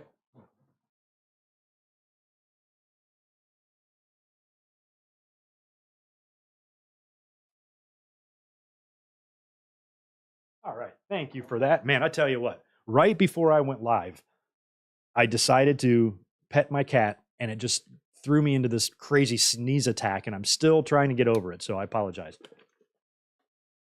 That's what happens when you're live. You can't edit this. Anyway, let's talk about Lacey Evans. Lacey Evans is gone from WWE. Moving on. Let's see. Let's talk about All In. I'm kidding. We'll backtrack on Lacey Evans a little bit. I don't want to give her too much shit or make too much fun of her. Lacey Evans is officially gone from WWE. Earlier this week, she posted something on social media that hinted that her time in the company was coming to an end very soon. She has since been moved to WWE's alumni section, and she's gone from the company. So it sounds like they just let her contract run out, or they had no plans of re-signing her contract. Now, we do know the last we heard from Lacey Evans is that she had, or she didn't have, but I guess Sergeant Slaughter had a little bit of an issue with her using the Cobra Clutch, and he ran his mouth about it, and I just thought that was stupid. It reminded me a lot of Ric Flair getting pissed about Becky Lynch using the Man nickname. Like, get over yourself. Get over yourself. But right after that happened, it almost felt like WWE took Sarge's side and stopped using her, which I didn't care about because the gimmick was fucking stupid. And everything she's done other than the Sassy Southern Belle has been pretty dumb. The Sassy Southern Belle was pretty dumb too, but was still the best thing that Lacey Evans did. They tried to have repackages with her. They did that whole series of shit where she was having those tearful, sappy-ass, vignettes talking about her personal life, and then she came back and got booed because nobody gave a shit. And on top of that, she's just not a very likable person. This woman pushes and peddles misinformation, stupid autism, conspiracy bullshit. She's one of those people that's fucking dumb and gets caught up in fucking dumb shit and then spreads wrong and misinformation because she's fucking dumb. So once that happened, I don't really give a shit what they do with her or what they don't do with her. So she was never, her gimmicks never really did anything for me. There was a couple of times where I thought they were in position to push her. I even once pitched an idea for her to be the one to knock out Ronda Rousey. I said, they're going to bring Lacey Evans back, and she's got this military badass type of gimmick where she's climbing up all these obstacles and she's doing the push-ups and she's strong and she's a badass and you don't want to mess with her. And Ronda Rousey is out there running her mouth. She can come in here and Holly Holm Ronda Rousey. And if WWE wants to make another big badass female star, which they don't really have unless they turn Bianca heel, and they've got that in Rhea Ripley, but Rhea Ripley just kind of exploded in popularity over the past year. So they've needed another Ronda. They kind of dropped the ball with Shayna a little bit, and I kind of thought maybe Lacey Evans would work for that. But for whatever reason, every time they repackaged her, something wasn't connecting. It's like that Baron Corbin effect, where her look is okay. Baron Corbin's ring work is great. His look is not so great. Lacey Evans' ring work is okay, but her look is very good. She's very strong looking and just an athletic woman. But something about her personal connection with the fans is just not there. Karrion Kross has that problem too, where I really like his look, his pairing with Scarlett. It's a good presentation, but there's just some sort of connection. I'm not tuning in to watch him, just like I'm not tuning in to watch Lacey Evans. But that doesn't mean neither one of them have potential. They do, just for whatever reason, they wasn't able to stick. Nothing was able to stick with her. So her contract is up. WWE decided to cut their losses. I'm fine never seeing Lacey Evans on TV again. I don't give a shit. But it does make you wonder if it would have been different for her, if they just would have tried some different things or had different ideas. We don't know. Now, apparently she has already began her post-wrestling career. She might turn up in AEW, but I doubt it. Sounds like right now she is focused on opening a new cafe in Beaufort, South Carolina. There's a Beaufort, North Carolina too. But she is opening up a cafe. It's called Sunny Summers. It's named after her two daughters. And it's a small little coffee cafe donut shop. And what's cool about this, I'm about to praise Lacey Evans here, is that because of a lot, I guess, the history of her father and his alcohol addiction and drug addiction and things like that, this cafe is also going to offer a meeting space for community organizations and addiction treatment programs. And they even kind of appear to have this kind of no cell phone theme. There's a thing where if you put your phone in jail, like cell phone jail, when you get there and you put your phone off to the side with all the other phones, then you get a free donut or something. They kind of want people to come in there to have human connections and interactions and things like that. And that's on the surface, that sounds kind of nice. It does. And especially if it's a place that you can offer free meeting space, free coffee and donuts for addicts attending their various meetings or treatment programs or whatever, anything to help out addicts. They're offering that service, and that's really nice. Plus, it's named after her daughters. It's a very cute concept. There's a picture of her and the staff outside the front of this place. We wish them well. I'm not a fan of Lacey Evans' beliefs because I think she's kind of dumb in that regard, but this is a really nice idea. I hope it's a success. And hey, if she does see success with this cafe, and because apparently it's been 2 years in the making, and this business begins to thrive, and she feels like she might want to get back into wrestling a little bit, she could have some conversations with AEW. She cited one of her issues with leaving WWE is not having enough time to be with her family because she traveled so much. Well, she's in South Carolina. AEW stationed in Jacksonville. She would not have to travel the same crazy schedule that she would in WWE if she signed with AEW. So maybe Lacey to AEW one day in the future is a possibility. But for right now, sounds like Lacey is happily, temporarily retired from the wrestling business and is as a new cafe business venture in the South. And you know what? We wish her the best. Good luck, Lacey Evans. Let's talk All In and WrestleMania 40. This will be fun, won't it? All In continues to potentially break some records here. According to WrestleTix on Twitter, AEW All In is currently at 80,846 tickets distributed. This would be a new record for a wrestling event. The previous record was set at WrestleMania 32 with 80,709. tickets accounted for at the turnstiles. So AEW All In continues to climb. I believe it's sectioned out for 85,000 now. So I believe there are 4,600 seats still available for purchase, which means they could approach 85,000. Will they get there? They got 8 days to do that now. It's getting pretty close. It's a week from tomorrow, isn't it? All In is a week from tomorrow, y'all. Holy shit. I got to figure that out. We got to figure out this week's plans. I should have told you that at the beginning of the podcast, but I haven't thought about it yet. We're going to be doing predictions next week, probably Thursday, maybe Friday, but Thursday sounds about right. So keep in mind that next week we'll be doing predictions and we'll be doing a full review next Sunday as well, which means we won't be here doing our watch along. So yeah, lots of stuff happening next week. Stay tuned to the channel. But they're going to wind up doing an amazing number here. And whatever the number is, it doesn't matter. I talked about this last week, is that all the fans really need to know is there's going to be an ass fuck metric ton of people there. It's going to be insane. And it's going to be quite the visual, because this is going to surpass anything visually, or at least equal anything visually we've seen from WWE. WrestleMania 3, WrestleMania 32, SummerSlam 92, none of those crowds will be bigger than this one. And that is incredible. And to me, it's pretty funny. I bitched about this last week too. To me, it's pretty funny watching the tribal idiots who at one time when AEW All In was first announced for Wembley, remember what they said? How many times did you see that number 40,000 tossed around? Everybody knows they're all going to just do 40,000. So they're super lowballing it at first. And everybody's like, they're going to sell more than that in the first fucking day, you morons. But, you know, the tribalism clouds judgment. And, you know, so they all think that. So you're seeing these lowball numbers because they're just butthurt little pricks who have to complain about everything before something even happens. So, of course, they're downplaying it. They're not even going to draw 40,000. Of course, they shatter that instantly in 5 seconds. And then, you know, almost on the first day, we're already up to 60. You know, then before you know it, it's 70, then it's 72, then it's 75. Now it's approaching 80. Now it's approaching beating any attendance that WWE has ever done, ever.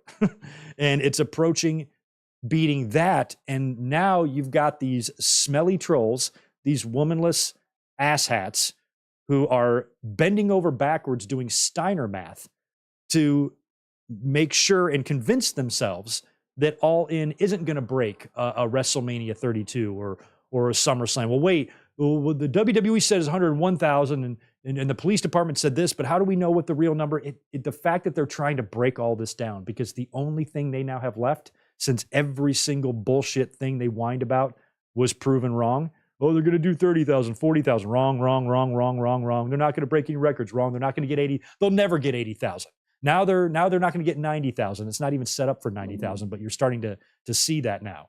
They're moving the goalposts above the roof of this building to just not admit that AEW has done something pretty fucking special here. That's the level of tribalism you see online. That's just so insane. And I'm watching it every day. People just doing everything they can to try to figure out a way that this show somehow won't be as great, because it's all they have left. It's all they have. If you are a hater and it's what you base your identity on, it's not a good day for you because AEW is doing crazy shit. So the only thing you now have to cling to is making up bullshit. Oh, the election was stolen. Just like Tony Khan's buying the tickets. It's the same lie. It's bullshit. It's not true. And also, you can dispute these numbers that are already disputed. And at the end of the day, we might not really know what the actual real record is, because if Wrestle Tickets or Brandon Thurston or any other credible metric releases numbers, actual numbers that have evidence behind them, police department numbers, turnstile numbers, whatever, actual numbers, they're going to be disputed by the wrestling fans because they're not going to be able to accept reality. And we are seeing that a lot in this world. There's a big orange idiot that doesn't seem to understand what reality is right now. And I think a lot of the wrestling fans are the same way, that they are more willing to bullshit themselves and be willfully blind and blatantly lie than just to admit that AEW has done something that nobody thought they were going to be able to do. Now, on the flip side of that, as we're going to talk about, I think AEW is making some massive mistakes here with the booking of this show, because as I've said several times over the past couple of months, my personal belief, and I don't think I'm wrong for thinking this, my personal belief is that AEW will never top this number, ever. WWE is 60 years old, and they've only drawn more than 80,000 a couple of times, a handful of times. And they've been at this for 6 decades. AEW's 4 years old, and they're doing this already. This is not going to be an annual thing. I think if you go to Wembley every year, you'll draw a great number, but you're not going to draw the number you're going to pull next Sunday. That's my belief. That's my prediction, anyway, is that this is the attendance peak for AEW. They can't do better than this. And I think that this show, since it's going to be the biggest one their company ever sees and ever has, it's going to be a show that's going to be looked back on very fondly throughout history. They're going to want to show replay. I mean, how many times did WWE show the Hogan and Andre body slam and just the image of the crowd shot of WrestleMania 3? And this show is going to be a lot like that. AEW is going to want to remember this show for many years to come. So you should want the best possible card you can get for this thing. And I don't believe they have it. I believe there's some things missing from this card. I know the TNT title match is going to be at All Out, but there should be one here. Orange Cassidy is the international champion, and he's in like a 6-man or something, right? Or is he even on the show? I'm not even sure. But you would think the international champion should have a match on an international show that's, I don't know, kind of large, just an idea. But there's a lot of things missing from that. So the fact that AEW is doing this crazy number and is going to have quite the visual there in Wembley Stadium, I really want this show to be as good as possible because I would hate to waste this crowd. I would hate for it to be WrestleMania 32. That amazing visual of all those fans in Dallas was wasted on that shitty card and that stupid main event with Triple H and Roman Reigns. Aren't you glad those days are over? My God. I'm so glad we're not dealing with that in WWE. Things are much better in WWE now than they were back at WrestleMania 32. But think about that crowd and the card that they got to witness. It was shit. So hopefully All In doesn't suffer the same fate, but I still think the show's going to be good. I still think the show's going to be really good.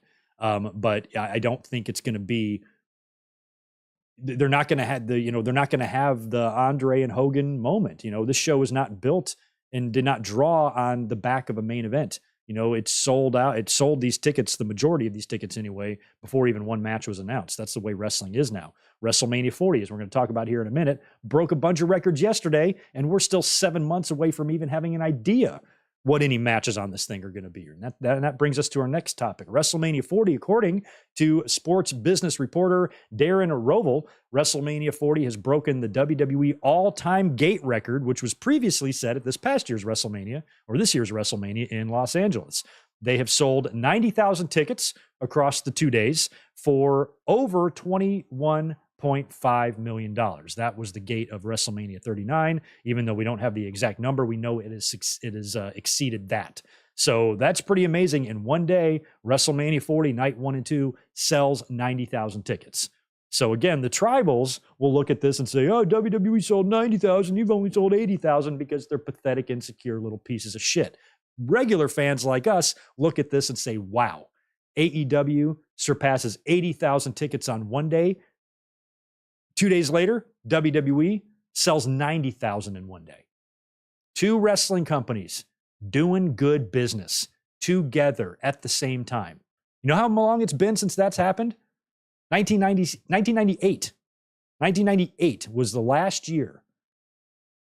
Maybe 99, but not really. I'd say 98 was really the only year where I felt like WCW and WWE were both hitting on their cylinders because WCW was still riding their wave, but WWE had just came up and now matched them ratings-wise, even started to beat them a little bit. Austin was getting on the map.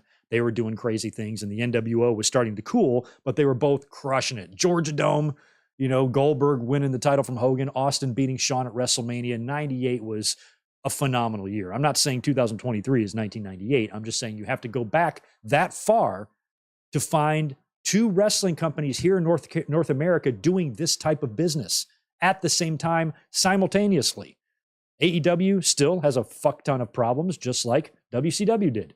WWE still has a fuck ton of problems, just like 98 WWF did. Even though that was a great year, not You know, a lot of bad things too.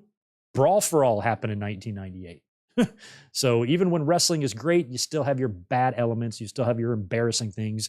You still have plenty of angles, storylines, and matches that make you say, what the hell were they thinking? It happened back then, just like it happens now. It's never been any different. But 1998 is really the last year where you can trace back to two competing wrestling companies crushing it and crushing it together. Am I the only one that sees this as a good thing and not a reason to argue or get mad about? Like, that's nuts. You should be happy. This is fucking great. We could have it so much worse. We've had it so much worse. We had to go through that Thunderdome shit. We had a whole bunch of years there of just passionless, emotionless, empty WWE product and storyline. I saw the clip the other day of when Baron Corbin and Roman Reigns were feuding, and they brought out the big dog, the big mascot to mock Roman Reigns. I'm like, oh my God, the crowd was completely dead silent. You know, that's not the reaction Roman Reigns gets now. It feels like a completely different product from 5 years ago, and that's good. WWE's improved at the same time that, AEW's trying their best, and that's good for wrestling fans. But we should talk a little bit about some of the wrestling results here too. Let me cruise here to the chat and get my act together. Let me see. I got to get a super chat or two out of the way. Sorry for ignoring these for so long, but Rodrigo, I'm going to start with you. Thank you for that $2. Small business, AEW, WWE have Taz in Hall of Fame. You mean like a business arrangement? Yeah, have Taz going to WWE Hall of Fame and AEW letting him go do it. Something like that would be very cool. I'd be into that. And I don't think, and that is an example of where it's kind of everybody benefits. You know, because your Taz is going to be honored, you know, and he's going to be immortalized in WWE's Hall of Fame. It would be in Tony Khan, AEW, or any competing wrestling company's best interest to not pretend that WWE doesn't exist. You know, there's really nothing you can do about them being there. There's never going to be a wrestling company that's going to try to do what Bischoff did and put them out of business. They are unput out of businessable. They can't be. So your best bet is just to accept that they're there, accept that they're the kings, and do your best to create your own audience. And that's what I've been suggesting. And that's the advice I've been giving to all wrestling companies ever since the TNA days. So Tony Khan allowing Taz to go and be inducted in Philly, I think that would be nice. You know, again, I just pitched the whole idea of having of WWE letting Edge go down there and work with Christian as long as he promises to come back and finish up everything right with WWE.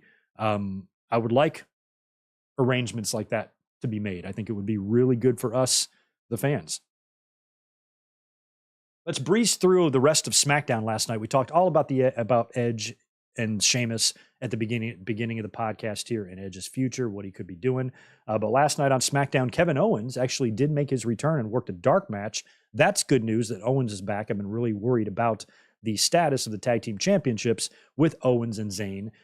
And I've pitched an idea to have Jey Uso go to Raw for a few months if they want to stretch out the Jimmy and Jey match to WrestleMania. But Owens is getting back, and I'm glad that he's healthy, and hopefully he'll be back in the ring, and him and Zayn can resume their tag title run. The Street Profits were back in action. Surprised that they haven't changed their music up. I was hoping that Street Profits would get some new music since they're heels now. They defeated the OC, and they debuted this new finisher. It's kind of like a sit-down powerbomb neckbreaker type of thing. Pretty good. Austin Theory defeated LA Knight, much to the chagrin of the fans, but this one doesn't bother me too much. This whole thing was set up on the Grayson Waller effect, and Waller's out there with Mysterio and Santos, and then Theory's out there bitching about his title. LA Knight comes out, confronts him, gets on the mic, thrills the crowd, and I guess proposes a match with Theory, and the winner will get a title shot against Rey Mysterio. But LA Knight kind of kicked off his thing with The Miz a couple of weeks ago on Raw. So The Miz is out there as well. He is on commentary for this match.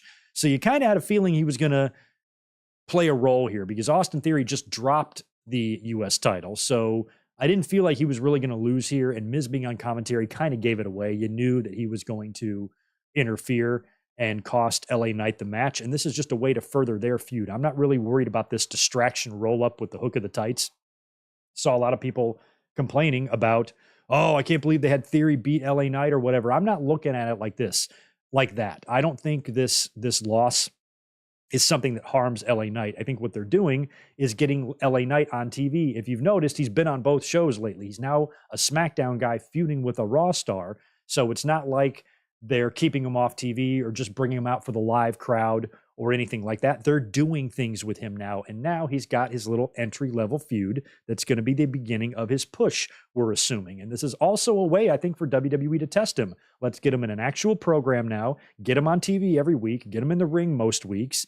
And now he's started this feud with The Miz. This is going to lead to their match at Payback or whatever, which is coming up on September 2nd, which I still haven't seen anything advertised for from WWE, although I did miss Raw this past Monday. Nothing is on their website yet for Payback, even though we know it's probably going to be Rollins and Nakamura, and it might be Gable and Gunther, unless they have that plan for this Monday. Help me out with that.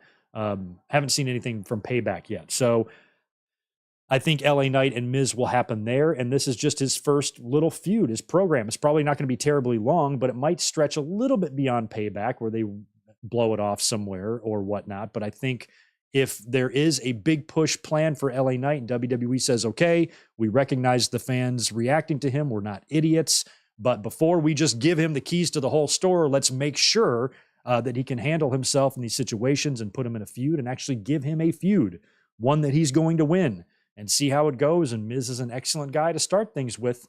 And Miz is usually a doormat for a lot of guys' pushes. So I think him losing to Theory didn't mean anything. I think it was mostly to further his storyline with The Miz, an angle that in a feud that he's going to win onto his next thing. And whatever that is could be anybody's guess. I think the only way to really realistically talk about an LA Knight World Championship run is to get him on Raw permanently, where he can be a contender for Seth's belt, because I don't think Roman's belt is in the cards for anybody right now until 2024. So not a big deal there that LA Knight took the loss. Didn't bother me at all. Bianca Belair and Charlotte defeated women's champion Io Sky and Bayley in a tag team match. After the match, Bianca was attacked backstage. Some people are mentioning that this could be a write-off, or not a write-off, or a written off television. Is that true? They might be getting Bianca off TV for a while. She deserves a vacation. Girl's been working her ass off for many years in the company and on the main roster now. She definitely deserves a break, and I would love, and I've been pitching a Bianca Belair heel turn for, like 2 years now? And if you stick her with Lashley and her husband, that would be awesome if she were to return as a heel. We don't know yet, but the whole situation with Bianca and Charlotte on SmackDown right now is not that interesting to me. And this past week on Raw, we saw the Seth Rollins Nakamura setup on Raw. Nakamura whispered something in Seth Rollins' ear that really caught him off guard. He looked visibly shaken, and that allowed Nakamura to catch him with a Kinshasa, and that's going to be our payback match, you would think. Cody Rhodes defeated Finn Balor. They had that kind of gnarly superplex rough spot there. JD McDonough has been getting involved with Judgment Day, maybe aligning himself with Finn Balor. A lot of dissension there. And the Trish and Becky stuff shit the bed as well, as they brawled. Where were they? Winnipeg or Winnipeg? They brawled into the arena. Zoe Stark wound up interfering. That pissed off Adam Pearce, and he announced that they're going to do the match again, and the next time they face will be in a steel cage. So I'm not sure. Help me out if anybody knows the plans for Raw this week. Are we getting Gunther and Gable and the steel cage match? I thought I saw a Gunther and Gable Raw graphic, so I was hoping we would get that match at Payback, and I've pitched my whole idea of Gable winning the Intercontinental title after Gunther breaks Honky's record. And I definitely think Gunther is going to do that now. But if he has a match with Gable on Raw, that's in jeopardy. But what I would like to see is like a trio. I would like to see a match on Raw, maybe some interference, a DQ, or maybe just a flat-out Gunther win with some interference from Imperium. And then Gable complains to Adam Pearce, this is bullshit. I want a shot against him. I know I can beat him one-on-one, man-to-man. And then Pearce is like, okay, we'll book the match for Payback, which is about 6 days before he breaks the record. And they ban Imperium from ringside or something like that. I don't know. Maybe they do a stip. Maybe you save banning Imperium for the last match. And then you just have like match of the year. You let these guys go out there and have a match of the year candidate caliber match where Gunther, just a couple of days away from beating Honky's record, most fans are of the belief that he's going to do that. But you have Gable give him the fight of his fucking life to where Gunther now is trying to survive Gable. And Gable gets him down for a few extremely close near falls, like the type of near falls where 75% of the audience thinks the match is over. Give us 3 of those to where Gable has Gunther so close to the edge, so damn close to the edge. And then something happens, a weird mistake. Maybe Gable's trying to hold on to the top turnbuckle and the pad flies off by accident and he gets his face rammed in it. And then Gunther hits him with a powerbomb and pins him or whatever. And that leads to one final match. One blow off after Gunther got taken to the absolute limit, to limits he's never been taken to before by Chad Gable, but still was able to survive. WWE gives Gable one more chance at whatever the pay-per-view after that is. By now, Gunther has surpassed and beaten Honky's record. He is officially the longest reigning Intercontinental Champion of all time. And then you do one more match, and that's where Gable beats him, and that's where Gable becomes the new Intercontinental Champion. I would love nothing more than to see that. The only thing I might like more than Gable winning the IC title is Gunther winning the world title while he's still Intercontinental Champion. And I've been saying that now, I think since January was the first time I mentioned it. Everybody's been talking about, maybe after the Rumble, oh my God, Gunther is the real deal. And I said, there's no law or rule that says he has to drop that Intercontinental Championship to get a title shot. They can still book him against a world champion while he's Intercontinental Champion. They've done that plenty of times. One of the biggest WrestleManias had an IC and World Championship face-off with Warrior and Hogan. What's wrong with doing that? What's wrong with him really elevating that Intercontinental title, having the run of his life, and then also winning the world title without even dropping the IC? What's wrong with that? Talking about smashing a guy over. I'd love to see that. But Gable is a guy that I have really wanted to see succeed and find success in the company. I thought he's been used primarily as kind of a joke character when he's so much more valuable than that. This guy has got Kurt Angle level ability and comedic timing. He's very similar to Kurt in the ring, maybe a little bit smaller, but just as good. He's got amazing athleticism, freakishly strong, and he has a hilarious personality. There is no downside whatsoever to Chad Gable. They have an absolute star in this guy. So what better way to finally make him than to have him beat one of the most credible opponents you have in your company? It might take him 3 tries to do it, but he finally does it and beats him clean. There would be no shame in that for Gunther either. A loss like that to Gable, even if it's clean, I believe would do nothing to harm Gunther. He would still be a very, very formidable opponent, and you could easily book him for WrestleMania in a title match. I don't remember if I mentioned this last week or not, but think about WrestleMania 20 and WrestleMania 30 main events. What were they? Triple threats. And we've all been thinking about Cody and Roman at WrestleMania 40 next year, but wouldn't Cody and Roman be really, really predictable? You'd think Cody's definitely winning if they do it then. But what if you chuck a Gunther in there? And it's Roman, Gunther, Cody. Triple threat for the title. What's wrong with that? It would be a fun little tradition, And WrestleMania 10 was kind of weird. They didn't have triple threat matches, but they had 2 championship matches with the coin flip thing. So WrestleMania 10 was unconventional, 20, 30, both triple threats, both stars like a Cody that hadn't made it yet and finally had their moment with Benoit and Danielson, and Cody could have that similar moment, or Gunther could have that similar moment. Or Roman could just stack them and pin them both, and then we're right back to that again. So who knows? Who knows what the future holds? But Gunther, I'm hoping, either passes the belt to Gable or just holds it until he wins the world title. Though those are the 2 options that I would like to see the most. There's lots of other people that would be worthy of an Intercontinental title run, but none I think that I would like to see more than Chad Gable. So I am rooting for him. Let me cruise back because I know I forgot that one super chat from, I think it was Luke. Yeah, Luke, there you are. Sorry, I dissed you. I meant to answer that, and then I got into my next thing and forgot. But thank you for that 10 earlier on. Hey, Greg, unfortunate to hear that Cash Wheeler is going. What Cash Wheeler is going through. Hopefully it's one mistake that he learns from. It'll be interesting to see what Edge's next move will be and if he reunites with Christian. Well, Luke, luckily I have talked about a lot of that already. I agree that it's very unfortunate what Cash Wheeler is going through. I feel like he should just own up and accept his consequences. I'm not giving him a pass by any means here. I'm just saying this is a one-time offense. He's a guy with a good reputation that doesn't have any sort of bad history, bad reputation, or any sort of criminal history or things like this whatsoever. So own up, fess up that you did something really, really fucking dumb, make your necessary apologies, accept the consequences from your employer and the courts, and move on with your life. And that's what I think Cash Wheeler should be doing and is doing.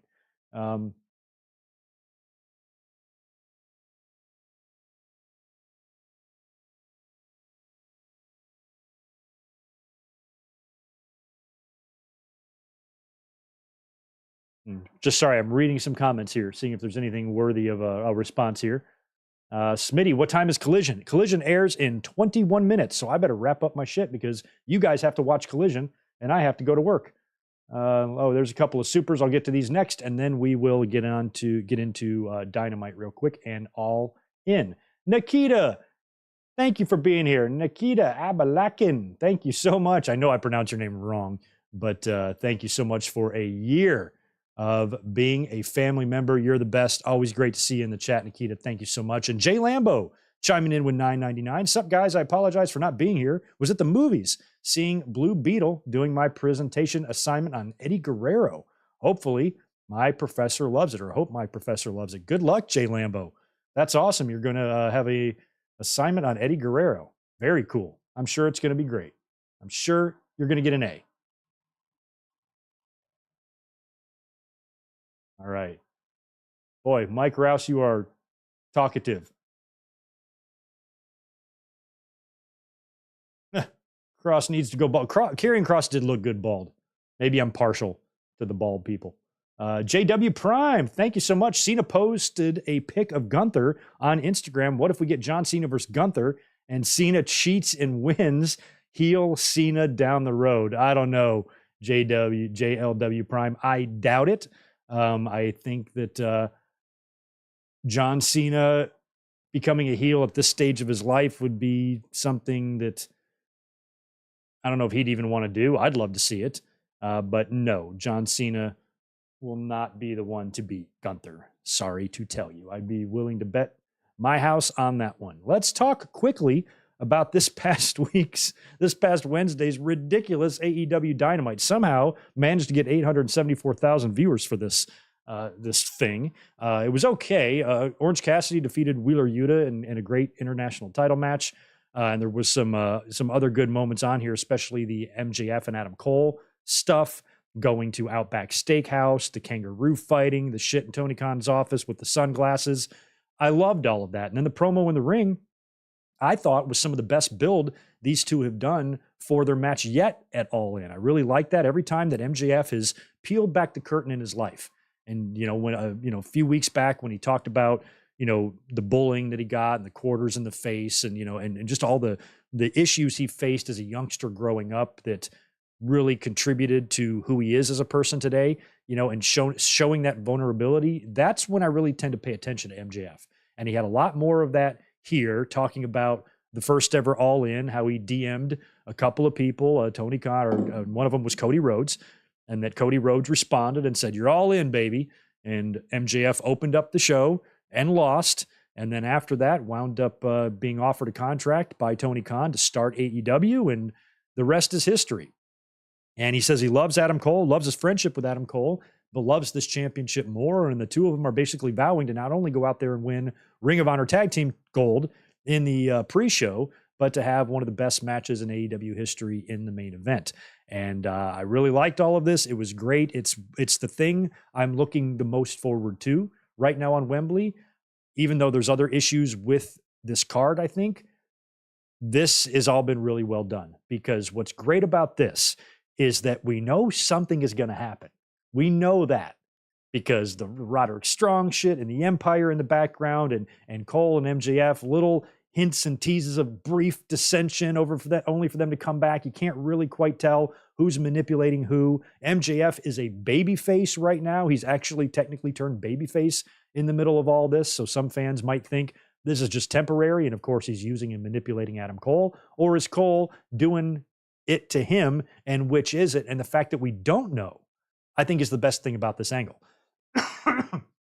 The fact that, excuse me, the fact that it's not really, we don't really know for sure what direction they're going to go in, and we really probably won't know until the show. Now, one thing I am slightly worried about, and that I hope they don't do, is that AEW has been guilty a few times of overbooking shit to where it's like, okay, and like how many more people are going to run out here?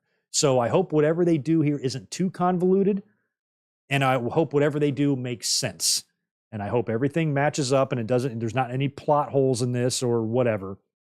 And whatever swerve they do, doesn't make you scratch your head and go, huh? Maybe the bloodline kind of did that to us a little bit at SummerSlam. So let's hope that whatever the payoff is here,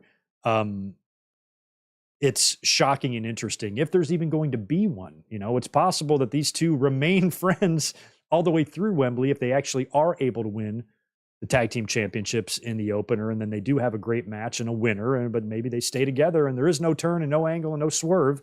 Maybe they save it for All Out or something, but I'm hoping that something major happens here in Wembley Stadium, because you have to do something fun for a crowd like this. You know what I mean? So that stuff was all really fun. We had Britt Baker, of course, beating Bad Bunny. No shit. We talked about that last week. Why even have this match? It was a formality. You knew that Britt Baker was going to be the fourth member of that four-way at All In. So we had that. We had the Young Bucks defeating the Guns in the main event. I think that match went on last. Just a little tune-up for their match with FTR.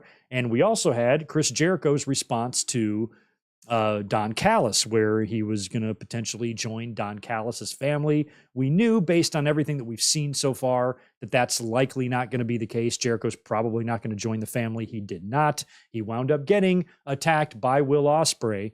So that match is now official. Chris Jericho versus Will Ospreay at All In. That's a match that we have never seen, and it is and that's good. And if anybody's capable of pulling a good match out of a wrestler as old as Jericho, who's just physically on the decline, Will Ospreay is probably the best possible guy to put him in the ring with. However, I was hoping for Omega and Ospreay to do that third match, but I think New Japan politics played a role in that. And I'm not sure if this is a match I necessarily need, but I'm hoping that this match surprises, because Jericho has got to understand there's kind of some pressure on him here.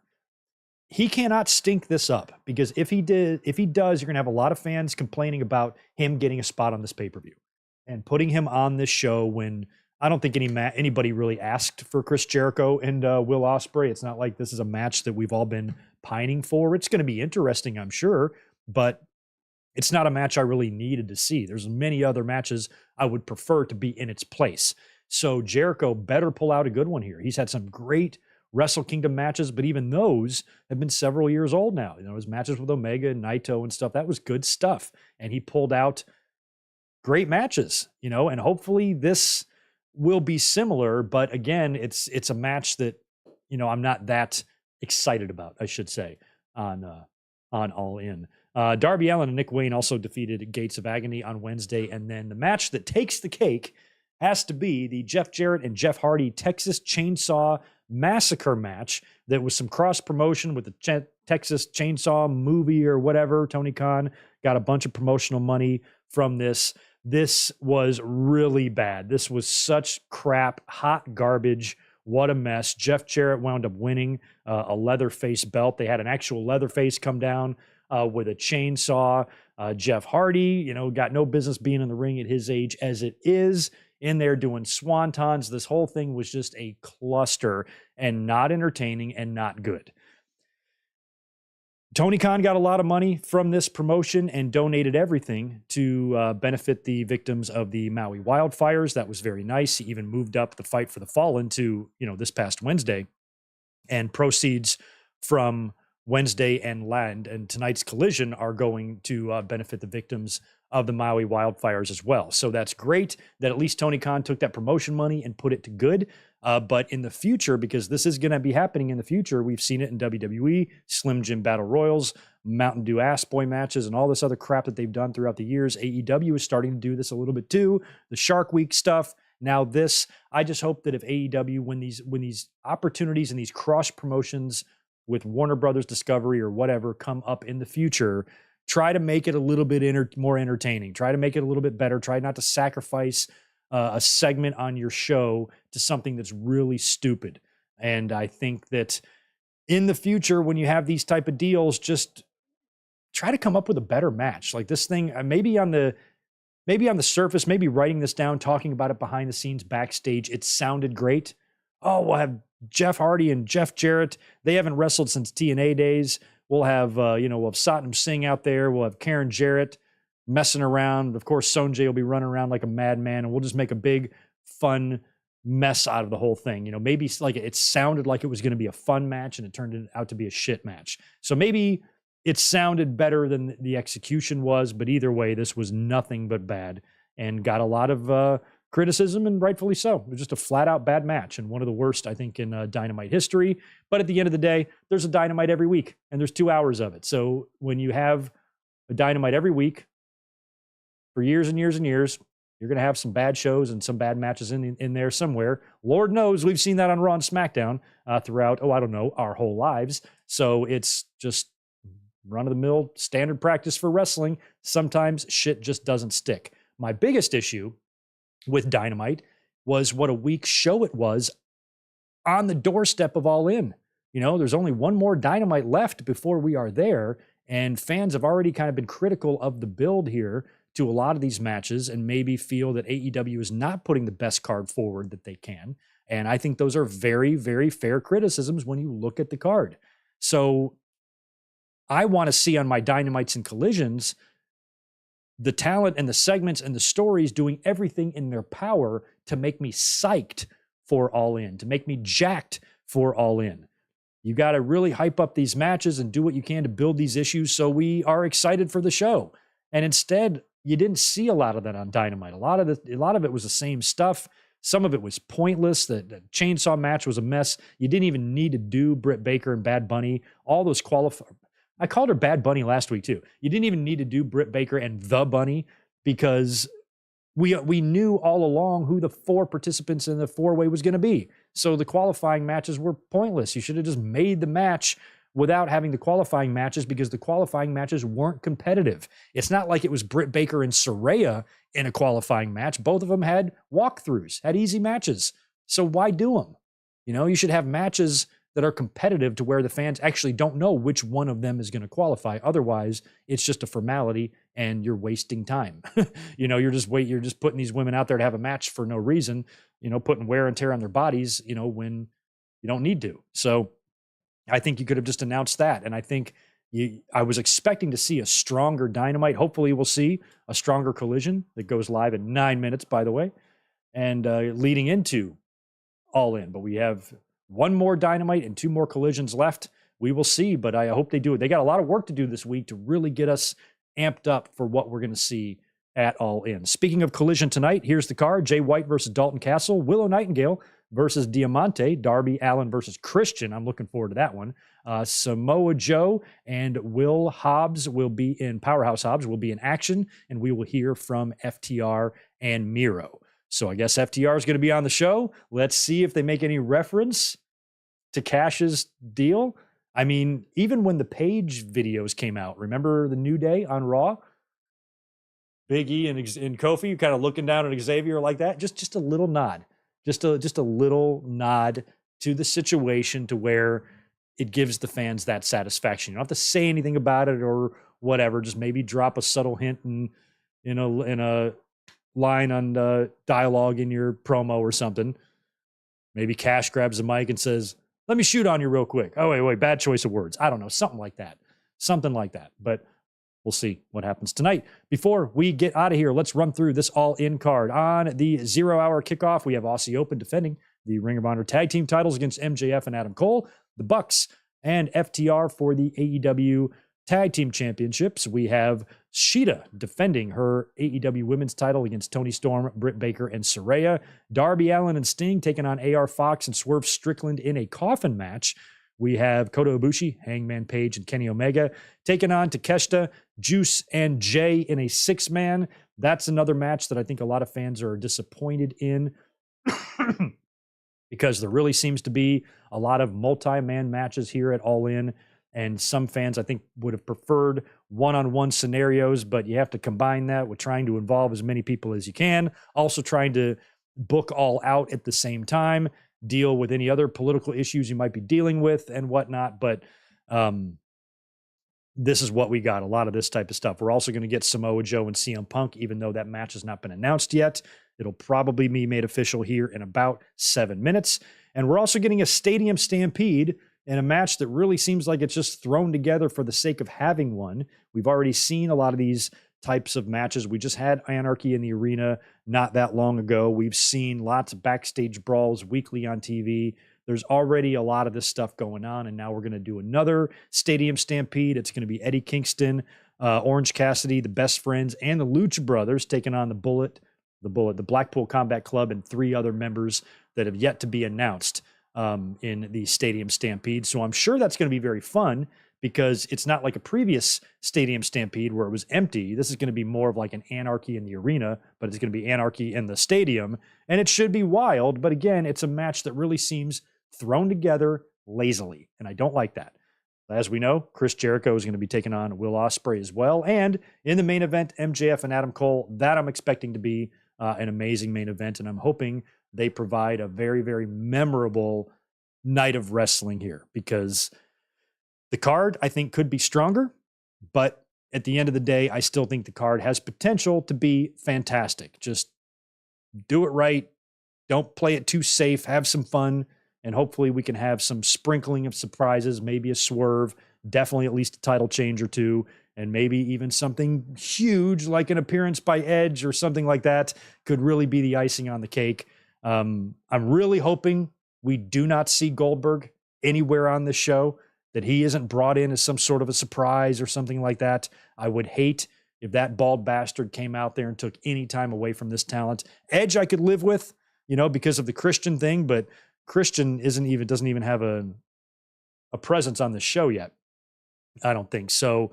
I don't even know how you would work that in, but maybe Christian just comes out and cut a promo, and then you can kind of read the writing on the wall, and the fans will start chanting Edge, and he comes out. Who knows? Who knows? All I know is I think All In could be better, and AEW has 3 more television shows, not including Rampage, to convince me to really get excited for this show. Because right now, I'm more excited to see the visual of the audience than to see the actual card itself. And hopefully that can be improved upon this week on AEW TV. Y'all better put it into high gear, pedal to the metal now, make or break time. Wembley's coming up. It's going to be your all-time biggest show. You're never going to top this. So give us the best show possible. That's my advice to you, Tony Khan, and the rest of y'all AEW wrestlers. Let me cruise to the chat before we sign off. Make sure that there's nothing else in here I missed.